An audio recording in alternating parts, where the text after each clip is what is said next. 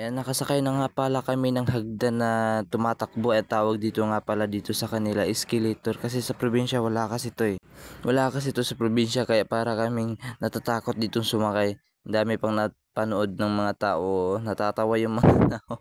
Ano bang ginagawa nyo dyan? Ayan, kung hindi pa kayo nakapalo sa aming Facebook page, pati sa YouTube channel at TikTok, Boss JM Vlog, papalo na lang po at kung sakaling dumaan to sa inyo, ayan, nakarating na tayo sa taas.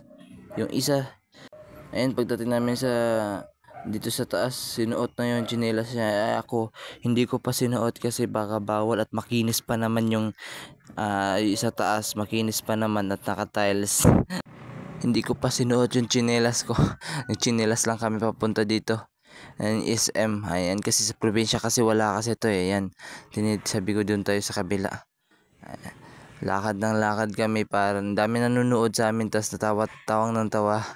Ayan, yung isa sumasakay din, yung isa yun, oh, yung sumasakay din ng, anong tawag dun, hindi ko alam kung anong tawag dun. Ayan, sabi ko nga, ikutin natin yung buong SM dito kasi wala kasi ito sa probinsya. Hanggang dito na lang yung ating video mga kaluds. Ayan, sinita pa kami ng guard kasi bawal daw ang hindi magchinelas, ano.